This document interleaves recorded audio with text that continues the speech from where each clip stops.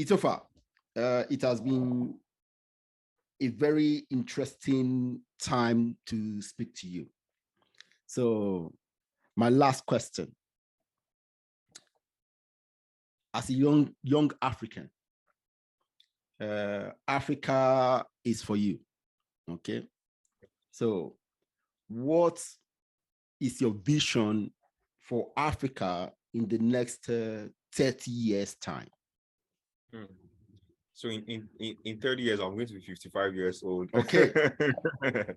So at 55 years old, I want to see an Africa where we've stopped being dependent, and so many narrative that Africans are, we can't do, we need help from the Western world, we need all of those things should stop. Yeah, we know that they are, in terms of economics, they are developed and all that stuff, but I want to see an Africa where where it's African by African for Africans, where we're able to do things that are moving the needle in the continent, where I could go to South Africa and engage with South Africa and see what the work they're doing and bring that same thing to Nigeria. Yeah. I want to see an Africa where we can improve. Our GDP has improved. I want to see Africa where we can create our own, we don't even need to have our own Silicon Valley. We can create another industry that is by Africa.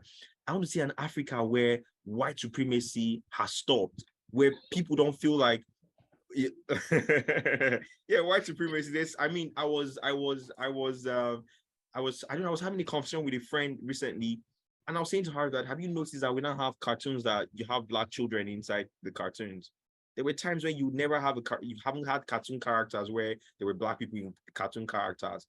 What was happening to us subconsciously was the fact that you kind of felt like these people are supreme.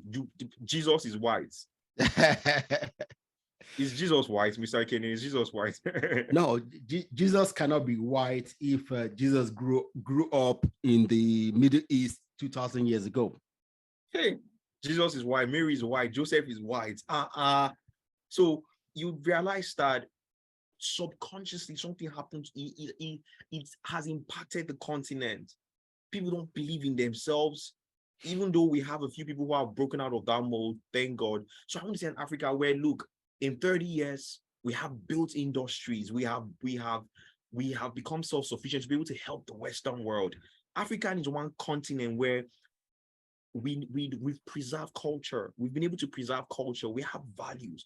Yes, we may be religious set of people, but look, we have values in the continent. Values keep us, values help us to bond collectively. So in Africa, where in 30 years we have great GDP, great GNP, we are doing incredible stuff. There's global collaboration. We have industries that we have created. Young people right now in Nigeria, the Japa syndrome is on the high. And I also have an issue with Japa. I don't know if we have the time to talk about it, but I just want to say, look, if you are leaving Nigeria with a Japa mentality, you are entering survival mode.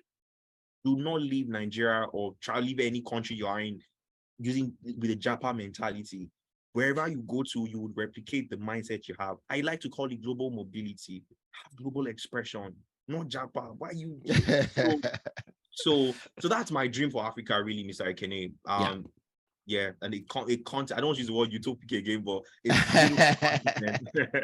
well. Yeah. See, you have great vision for Africa, and that's great. Now, I will say this: the white supremacy. You saw me roll my eyes. Yeah. I'm sure you did. Very good. See, there's a reason. You talk about not seeing blacks in the cartoons you watch. The cartoon was made where? Okay. If we want to see people like us in our TV, let's make it. Dude, the drama you watch, the sitcom I watched as a young, the Nigerian sitcoms I watched as a young person, everybody was black. Everybody was Nigerian. Mm-hmm. Okay. Mm-hmm. If we we watch programs from the West, most of the people in those programs would be white. Yeah. Okay. Agreed. Now, Agreed. now, I'm not saying that white supremacy is not real. Yeah, it was once real. For me, right now, white supremacy in Africa or amongst Africans, yeah, is basic for me, is basically created in our own minds. Yes, yes. And that's the point I was trying to communicate. Okay. That's the point I was communicating. So for me, I don't see a white person and think they're better than me, because I know they're not. Never. Yes. Okay. Yeah, I know they're not. Okay. So I don't see any one of them and say, oh, that man. It doesn't see, it doesn't occur to me. Okay. And the more we talk about these things, the more we perpetuate it amongst us. So I choose not to talk about it. Is there racism? Yes. But it doesn't stop me from doing whatever I want to do. You get it? Absolutely. So that's my take. Yeah, see, love it. An elders, it's called an elders wisdom. So I'm so happy to talk to you today. You are doing incredible work, and I can see your work expanding exponentially within the next decade. So I thank you very much for your work.